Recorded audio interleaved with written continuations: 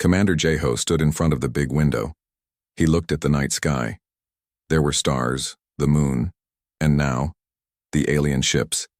53 black ships, moving closer to Earth each minute. His phone rang. It was President Yoon. "Commander, are the reports true?" asked President Yoon. His voice shook. "Yes, sir," said Jeho. "The aliens will reach Earth in 10 hours. Have they said anything?" Jeho took a deep breath. "Yes. They sent one message. Give us your world, or we will destroy it. They want our answer in 12 hours. There was silence on the phone. Then, the president said, "Call the Defense Council. Meeting in 1 hour." 1 hour later, Jeho walked into the big room where the Earth Defense Council met. 12 people sat around a large table. They were the leaders of Earth's armies, scientists, and governments. They all looked scared. Jeho touched a button. A big screen showed the alien ships. "These aliens call themselves the Vesh," he said. "Their ships are 5 times bigger than our biggest ship. Their weapons are stronger than anything we have. Can we fight them?" asked General Han, an old man with white hair. Jeho shook his head. "Not with our normal weapons. Our guns would be like throwing rocks at a tank." A woman at the end of the table stood up. This was Sunmi, the head of Earth's secret weapons group. She was small but had eyes that showed great strength. "Maybe we can fight, but not in a normal way," she said. Sunmi touched a button, and the screen showed a small silver box. "This is Project Prometheus. My team made it for a day we hoped would never come." "What does it do?" asked the president. Sunmi looked at each person in the room. "It changes how things work. It can make the rules of science stop working in one place. It can make matter fall apart. It can make light move, slower or faster." The room was very quiet. "You made a weapon that breaks reality," whispered General Han. Sunmi nodded. "Yes, we never wanted to use it. But if the Vesh are going to kill us all anyway, they should know what they're destroying." On the moon base, Do-Yun sat with headphones on. He was listening to the Vesh talk to each other. Do-Yun was very good with languages. In just 3 days he had learned to understand some Vesh words. His computer screen lit up. Jeho was calling. "What have you learned?" asked Jeho. Do-Yun ran his hand through his messy black hair. "Bad news, sir. The Vesh have done this before. They have taken 17 other worlds. They don't make deals. They don't change their plans. They just take what they want. Is there any way to stop them?" "Maybe 2 things," said Do-Yun. "First, all their ships listen only to their main leadership. If something happened to that ship, the others might get confused. And second, they think they can't lose. They've never met anyone who could really hurt them, so they might not be ready if we surprise them." Jeho thought for a moment. "Write a message to them, make it clear. Make it scary. Tell them we have a weapon that can make their victory pointless. Will they believe us?" "Probably not," said Jeho. "But we need to warn them before we use Prometheus." Do-Yun wrote the message carefully. He sent it to the biggest Vesh ship. "This is Earth's last message. If you fight this war, we will use a weapon you cannot imagine. It will make your victory mean nothing. Leave now." On the Vesh leadership, Korval read the Earth message. He had 4 eyes that blinked one after another when he was amused. He was amused now. "The humans think they can scare us," he said to his second-in-command, Pelnar. "How many times have we heard such empty threats?" 17 times, great leader," said Pelnar. "No one has ever had weapons that could hurt our ships. And no one ever will," said Korval. "Get the ships ready to attack. First hit their army bases, then their big cities." "Yes, great leader," said Pelnar. "Should we answer their message?" Korval's eyes blinked again. "Yes. Tell them we will only accept if they give up completely. They have 6 hours to decide." In his underground room deep under a mountain, Jeho read the Vesh answer. He felt a deep sadness, but he was not surprised. "They didn't listen," he told the council members. "They will attack in 6 hours unless we give up." "And if we give up?" asked General Han. Sunmi shook her head. "From what Do-Yun has learned, they will take our world and all things in it. We will work for them or they will use us for tests. Many people will die anyway. Jeho looked at each council member. We must vote. Do we give up? Do we fight with normal weapons and lose? Or do we use Prometheus? They voted. All agreed. Earth would fight. How soon can Prometheus be ready? Jeho asked Sunmi. 4 hours, she said. But sir, once we start, we can't stop it. And we don't know all the things it might do. I understand, said Jeho. Start getting it ready. As Sunmi left to work on the weapon, Jeho looked at his old friend General Han. Is this the right choice? Jeho asked quietly.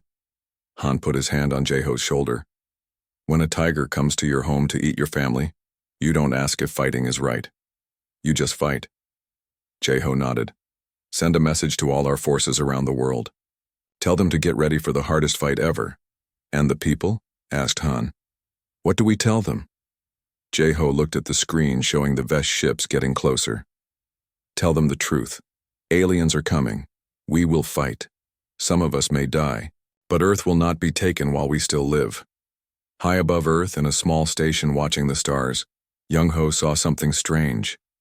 The Vesh ships were moving faster now. They would reach Earth sooner than expected.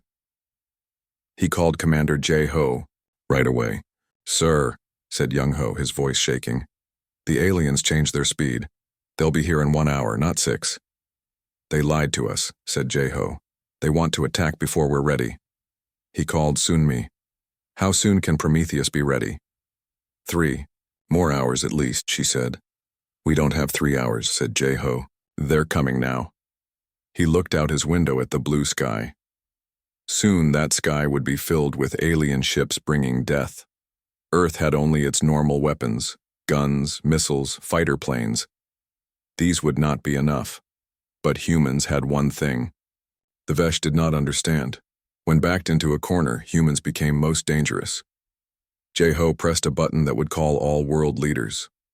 This is Commander Jeho, he said. The Vesh are coming early.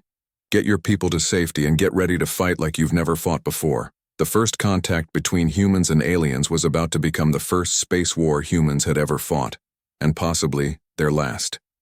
The sky turned red as the first Vesh ships entered Earth's atmosphere. People in cities looked up and pointed. Some ran, some cried, some just stood and watched.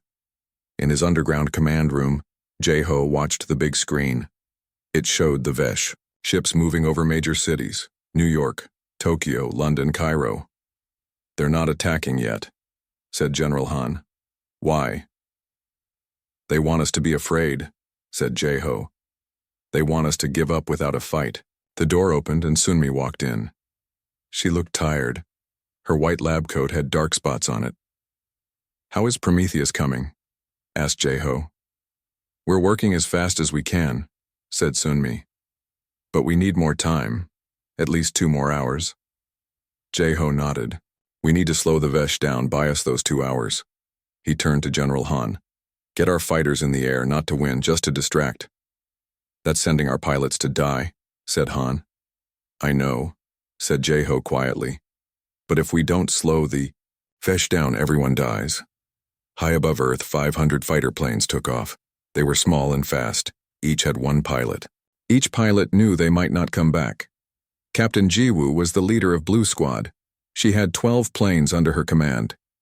As she flew her plane up toward the Vesh ships, she spoke to her pilots. Remember your training, she said.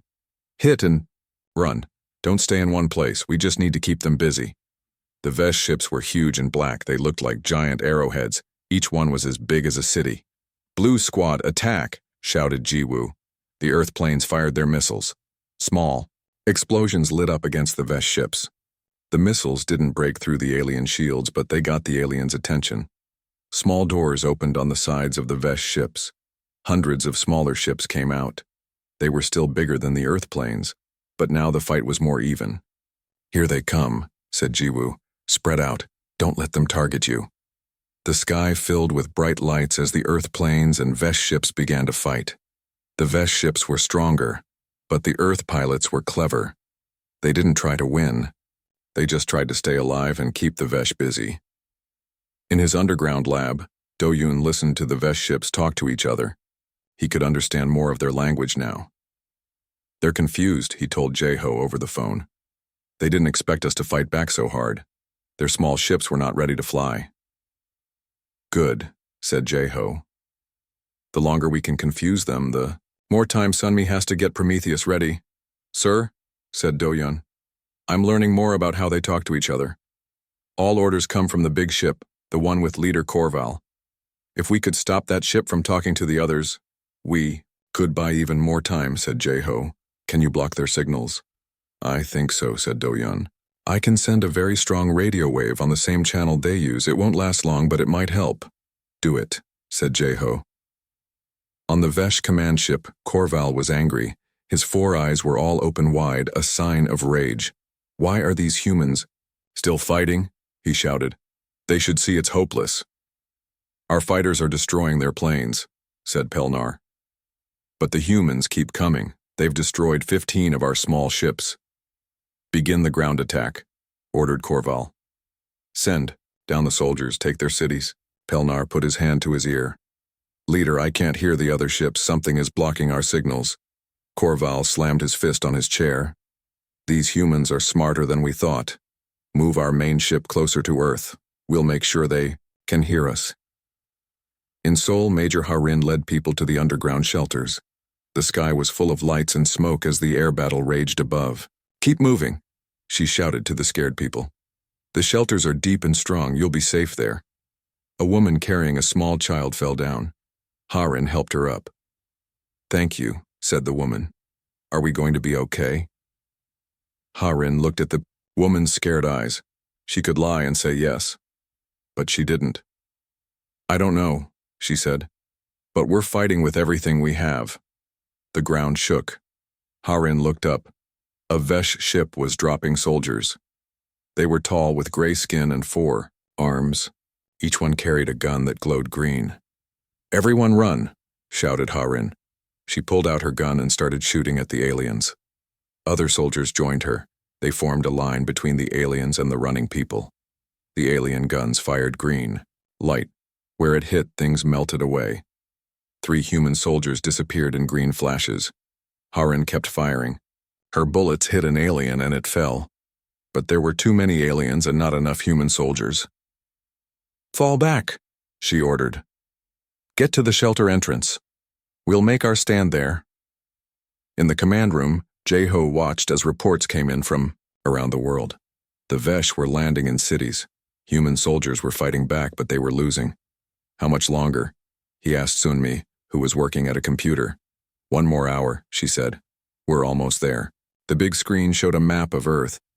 Red dots showed where the Vesh were winning. There were red dots over New York, London, and Beijing. Seoul was still yellow, still fighting. We're losing, said General Han. Yes, said Jeho. But we're losing slower than they expected. And that's giving us time. The door burst open. A soldier ran in. Sir, he shouted. The main Vesh ship is moving to a new position. It's coming down to low orbit, just 100 miles above us. Jeho looked at Sunmi. Is that close enough for Prometheus to reach? Sunmi's eyes got wide. Yes, that's perfect. If they stay there, we can hit their main ship directly. For the first time that day, Jeho smiled. The Vesh think they're being clever, coming closer so their ships can hear them better. But they're giving us exactly what we need. He turned to Do-yun on the video screen. Send another message to the Vesh. Tell them exactly this. This is your final warning. Leave now or face a response you cannot imagine. On his moon base, Do-yun sent the message. Then he waited. 5 minutes later, an answer came back. Sir, he called Jeho. The Vesh responded. They say, your warnings are empty. Your world is already lost. Surrender now and some of you may live as our workers. Jeho shook his head. They still don't understand what they're facing. He looked at Sunmi. How much longer? 30 minutes, she said. Tell all our forces to pull back, ordered Jeho. Get as many people into shelters as possible. When Prometheus activates, we don't know what will happen. He looked at the big screen showing the Vesh main ship. It hung in space like a dark cloud over Earth. Soon, he said quietly, Soon you'll understand our warning. 1 year had passed since the Vesh ships left Earth. The world was different now. Cities were being rebuilt, people were going back to their homes. Life was starting again, but it wasn't the same life as before. Everyone knew now that humans were not alone in the universe. And everyone knew that the stars held dangers. In Seoul, Harin walked through a new park. It had been built where a Vesh ship had burned down a whole neighborhood. Trees and flowers now grew where once there had been only ashes. Her phone rang. It was Jae-ho. "Major Harin," he said. "Can you come to the new Space Defense Center today? We need to talk." "Yes, sir," said Harin. "I'll be there in 1 hour." She looked up at the blue sky. Somewhere up there, beyond what she could see, the Vesh were waiting. Watching. Would they come back? Harin didn't know, but she knew humans needed to be ready if they did. The Space Defense Center was a new building outside Seoul. It was big and shaped like a circle. Soldiers guarded the doors. Inside, hundreds of people worked at computers watching the skies. Harin was led to a meeting room. Jae-ho was there along with Sunmi, Do-yoon, and several people Harin didn't know. "Thank you for coming," said Jae-ho. "Please sit down." Harin sat at the big table. She noticed that everyone looked serious. "What's happening?" she asked. "Are the Vesh coming back?" "No," said Jae-ho. "At least not yet. But we've been thinking about the future, about what Earth needs to do next." Sunmi touched a button and a screen on the wall lit up. It showed a picture of stars. "The Vesh told us not to go into space," she said. "They said they would be waiting for us if we did." "And we should just listen to them?" asked Harin. "Stay on Earth forever, afraid to go out?" "No," said Jae-ho. "That's exactly what we're not going to do." Do-yoon spoke next. "I've been studying the Vesh language and technology for a year now. I've learned a lot from the things they left behind. The Vesh are part of something bigger, a group of alien races that work together. They call it the Galactic Council." "And this council doesn't want us in space?" asked Harin. "They don't want any new races in space," said Do-yoon. "They think they own everything out there. They find new worlds, take what they want, and leave. Or they take over completely like they tried to do here." Jae-ho nodded. "And now they know about us. They know that humans can fight back, that we can be dangerous. That makes us a threat to them." "So what do we do?" asked Harin. Jae-ho looked at each person around the table. "We get ready, we build ships, we make new weapons, and when we're strong enough, we go out there and find friends before the Vesh and their allies come back as enemies." 6 months later, Harin stood in a large room deep under the mountains. The room was filled with strange equipment. In the center was a large metal ring. "What is it?" she asked Sunmi, who stood beside her. "We call it the Stargate," said Sunmi. "It's based on Vesh technology, but we've made it better. It can send messages faster than light, much faster than the Vesh can travel." "Messages to who?" asked Harin.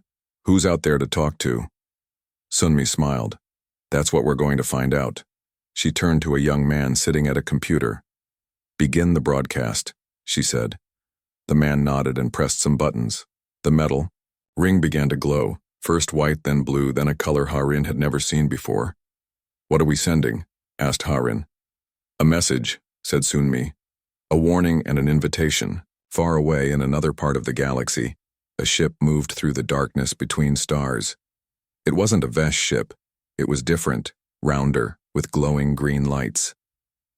Inside the ship, Senlir sat at the control panel. She had blue skin and large eyes that could see in the dark. Her people, the Noor, had been hiding from the Vesh for 1,000 years. A light flashed on her control panel. A message was coming in. Senlir was surprised. No one should be able to send messages to her ship. It was designed to be invisible. The message was in a strange language, but Senlir's computer could translate it. As she read the words, her eyes grew wide. "To all free people of the galaxy," the message said, "we are humans from the planet Earth. We have met the Vesh and have driven them away.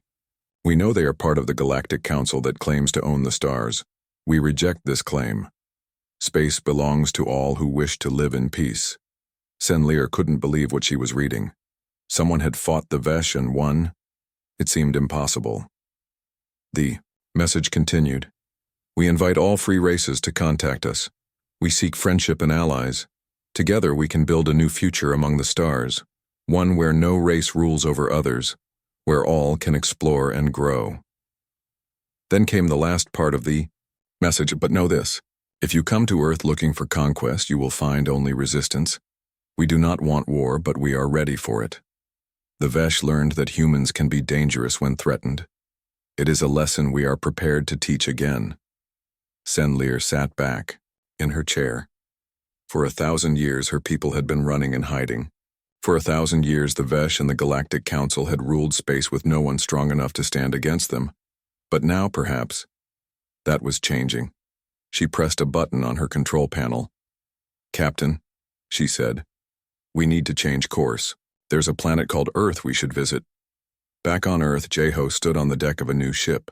It was the first spaceship humans had built using the technology they had learned from the Vesh. It was called Hope. Do-Yun walked up to him. The message has been sent, he said. Now we wait to see who answers. And if the Vesh come back first, asked Jeho. Then we show them that humans have not been sitting still, said Do-Yun. We show them that we've been getting ready, Jeho nodded. He looked up through the large window at the stars above. They seemed different to him now. Not just points of light, but places. Places where other beings lived. Some friends, some enemies. All part of a big universe that humans were just beginning to understand. 1 year ago, said Jeho, we sent our last message from Earth. We warned the Vesh that if they continued to fight, they would force a dangerous response from us. And they didn't listen, said Do-Yun. No, said Jeho. They didn't. But others will. The universe knows about humans now. They know we can be peaceful. But they also know we can be dangerous when we need to be. He put his hand on the wall of the ship. Soon this ship would go into space. It would be the first of many. Humans were going to the stars, no matter what the Vesh had said. The most dangerous response, said Jeho, wasn't the Prometheus device. It wasn't a weapon at all. What was it then? Asked Do-Yun. Jeho smiled. It was the decision not to stay afraid, not to hide on our planet. The decision to go out there, to the stars, knowing the dangers but going anyway. That's what makes humans dangerous. Not just that we can fight, but that we won't stop exploring, won't stop growing, won't stop hoping for something better. The ship's engines began to hum. Soon it would leave Earth. The first of many, humanity's most dangerous. Response was just beginning. End of story. The hours after the Vesh main ship disappeared were strange and tense. In cities around the world, the alien soldiers stopped their attack. Some went back to their ships. Some just stood still, waiting for orders that never came. In Seoul, Ha-Rin and her people came out of the shelter carefully. The streets were quiet now. The aliens were gone. What happened? Asked one of her soldiers. I don't know, said Ha-Rin, but something big has changed. Her radio made a noise. It was Jeho speaking to all military leaders. The Vesh main ship has been destroyed, he said. Their leader, Korval, is gone. The aliens are confused right now, but this won't last. Soon, one of them will take control. We need to act fast. Ha-Rin understood. This was their chance, maybe their only chance. Get all the weapons you can find, she told her soldiers, and all the people who can fight. We're going to take back our city. In the command room, Jeho looked at the big screen. It showed the remaining Vesh ships. Most were not moving. A few were leaving Earth, going back to space. They're scared, said General Han. They don't know what happened to their main ship. They need to stay scared, said Jeho. Do-Yun, are you listening? Yes, sir, said Do-Yun from the moon base. I want you to send a message to all Vesh ships, said Jeho. Tell them this. You were warned. This was just the first demonstration of our power. Leave Earth now or all your ships will meet the same fate. Do-Yun nodded. I'll send it right away. Sunmi looked worried. But we can't make another Prometheus device. If they call our bluff, they won't know it's a bluff, said Jeho. They've never seen anything like Prometheus before. They can't know we only had one. On the Vesh ship Star Eater, Second Commander Telmore watched the empty space where the main ship had been. 1 minute it was there. The next minute it was just gone. Not broken, not exploded. Just gone. What could do that? He asked the science officer beside him.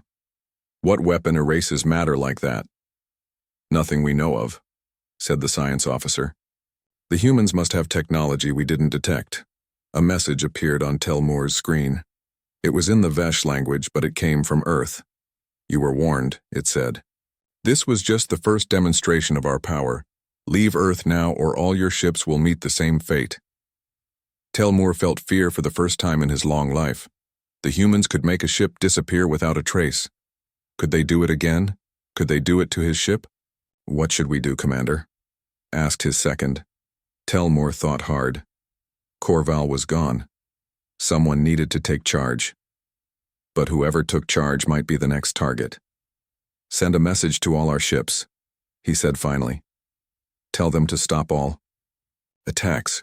Pull our ground forces back to the ships. We need time to think.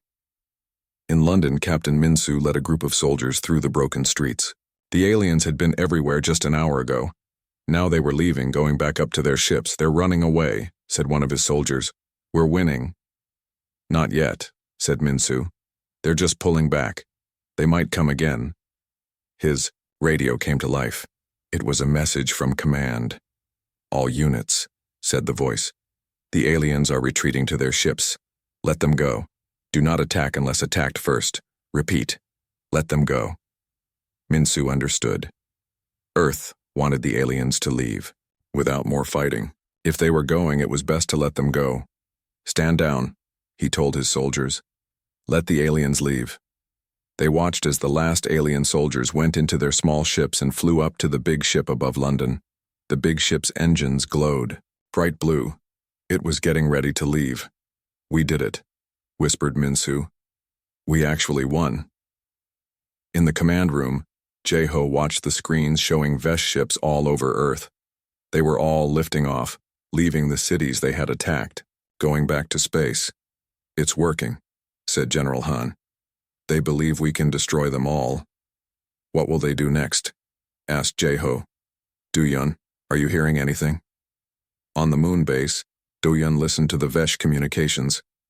They're arguing, he said. Some want to leave Earth completely.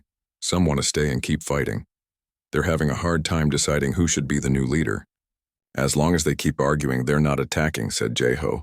That gives us time to help our people. He turned to Sunmi. How many people did we lose? Sunmi looked at her tablet. Early reports say about 10 million dead or missing. Most big cities have major damage. It will take years to rebuild. Jeho closed his eyes for a moment. 10 million people. It was a terrible number, but it could have been much worse. It could have been everyone. Start rescue operations, he said. Get medical help to all cities. Make sure people have food and clean water. He looked at the screen again. The Vesh ships were gathering in space, in a big group far from Earth. They're planning something, said General Han. On the Vesh ship Star Eater, Telmore met with the other ship commanders. Their faces showed on screens around him. We should leave this system, said one commander. The humans have weapons we don't understand. We can't run away, said another. The High Council will punish us for failure. The High Council is 50 light years away, said Telmore. They won't know if we don't tell them. So what do we do? Asked a third commander. Attack again? Leave? Wait. Telmore had been thinking hard about this. The humans had shown they could destroy at least one ship, but they hadn't attacked any others. Maybe they couldn't. Maybe they only had one of those strange weapons. We send them a message, said Telmore. We tell them we are leaving their system. But we also tell them this. If they ever come into space, if they ever try to reach other stars, we will be waiting. And next time, we will be ready for their weapon. The other commanders nodded. It was a good plan. Not a victory, but not a complete defeat either. "Send the message," ordered Telmur. In the command room, Jeho read the Vesh message. "They're leaving," he said. "They say they won't attack Earth again, but they warn us not to go into space. They say they'll be waiting for us if we do." "Are they telling the truth?" asked General Han. "Will they really leave?" Do-Yun's voice came through the speaker. "I think so," he said. "Their ships are turning away from Earth. They're getting ready to use their faster-than-light engines." Everyone in the room watched the screen. The Vesh ships moved away from Earth, going past the Moon, past Mars. Then one by one they disappeared in flashes of blue light, going back to wherever they came from. When the last ship was gone, the room was quiet for a long time. "Did it?" said Sunmi finally. "We saved Earth." "Yes," said Jeho, "but at what cost and for how long?" He looked at the screen showing the empty space where the Vesh ships had been. "They'll come back someday," he said. "Or others like them will come. And next time, they'll be ready for Prometheus." "Then we'll need to be ready too," said General Han. "With new weapons, better defenses." Jeho nodded. "Yes, the universe knows about us now. They know humans will fight. They know we can be dangerous when we need to be." He stood up straight, looking at everyone in the room. "Our work is just beginning," he said. "We have a planet to rebuild and a future to prepare for." The sky over Seoul turned black with smoke. Buildings burned. People ran through streets filled with broken glass and fallen concrete. The sound of guns and screams filled the air. Major Ha-Rin and her small group of soldiers held the entrance to the big underground shelter. 300 people were inside, safe for now, but more aliens kept coming. "We're almost out of bullets," said a young soldier next to Ha-Rin. His face was dirty with smoke and blood. "Hold on," said Ha-Rin. "Help will come." But she didn't believe her own words. No help was coming. Not here. Not anywhere. Her radio made a noise. It was Jeho's voice. "All soldiers, pull back," he said. "Get underground if you can. Project Prometheus will activate in 20 minutes. Ha-Rin didn't know what Project Prometheus was, but she knew what pullback meant. "Everyone inside the shelter," she shouted to her soldiers. "We're leaving this position." They ran inside the big metal door of the shelter. Ha-Rin was the last one. Before she closed the door, she looked back. The aliens were coming closer, their 4 arms holding their green guns. Ha-Rin closed the door and locked it. Inside, people sat on the floor or against walls. Some cried. Some prayed. Some just stared with empty eyes. "What's going to happen?" asked a woman holding a baby. "I don't know," said Ha-Rin. "But our leaders have a plan." In the underground command room, Jeho watched the big screen. It showed the Vesh main ship still hanging in space above Earth. "Prometheus is ready," said Sunmi. She held a small metal box with a red button on top. "When I press this, it will start a process we cannot stop." "What will it do exactly?" asked General Han. "It creates a bubble where the normal rules of physics stop working," explained Sunmi. "Inside that bubble, atoms fall apart. Light moves in strange ways. Gravity gets stronger or weaker at random." "And you can aim this at the Vesh main ship?" asked Jeho. Sunmi nodded. "Yes. The bubble will be about 1 mile wide. It should cover their main ship completely." "What about our people on the ground?" asked General Han. "Will they be safe?" "The effect only happens in space, where we aim it," said Sunmi. "But I don't know what will happen after. The Vesh may become more angry. They may attack harder." Jeho looked at the reports coming in from around the world. Most major cities were already under alien control. Millions of people were dead or missing. Earth's armies were losing everywhere. "We have no choice," he said. "Use Prometheus." On the moon base, Do-Yun watched his screens. He could see the Vesh main ship clearly. He could also hear what the aliens were saying to each other. "They're planning to attack our nuclear power plants next," he told Jeho over the video link. "They want to destroy our ability to make electricity." "They won't get the chance," said Jeho. Prometheus is about to activate. Keep watching and tell me what happens. Do-Yun looked at another screen. It showed a small object rising from Earth. It looked like a normal satellite, small and simple. But Do-Yun knew it was the Prometheus device. The device is moving into position, he reported. It will reach the right spot in 3 minutes. On the Vesh main ship, Korval looked at the reports from his ground troops. The humans fight well for such weak creatures, he said to Pelnar. But they are still losing. Yes, great leader, said Pelnar. We control most of their big cities now. Their armies are running away. Good, said Korval. Begin the next phase. Destroy their power plants. Make their world dark. A young Vesh soldier ran into the room. Leader, our sensors detect a small object coming from Earth. It's moving toward us. Korval made the grinding sound that was his laugh. A last attempt to attack us, let it come close, then destroy it. Yes, leader, said the soldier. Korval turned back to the big window that showed Earth below. Such a blue and green planet. Soon it would belong to the Vesh, and the humans would learn their place in the universe. In the command room, Sunmi watched her computer screen. Prometheus is in position, she said. Beginning activation now. She pressed the red button. The small metal box hummed in her hand. On the big screen, they could see the Prometheus device near the Vesh main ship. It was so small compared to the huge alien ship. Like a fly next to an elephant, the device began to glow. First white, then blue, then a color none of them had ever seen before. It's working, whispered Sunmi. Do-Yun saw it happen first. The space around the Prometheus device seemed to bend. Stars behind it moved in strange ways. The device itself grew brighter, but the light didn't travel in straight lines. It curved and twisted. Then a perfect bubble of strange light formed around the device. It grew quickly, soon touching the edge of the Vesh main ship. What is that? Do-Yun heard a Vesh voice say over his headphones. The alien sounded afraid for the first time. The bubble kept growing until it covered the whole Vesh main ship. For a long moment, nothing seemed to happen. The ship just sat inside the strange bubble. Then Do-Yun saw it. Small at first. A piece of the ship near the front began to come apart. Not breaking or exploding, just coming undone. Like a sweater when you pull on a loose thread.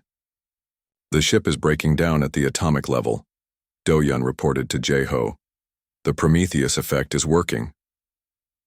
In the command room, everyone watched in silence.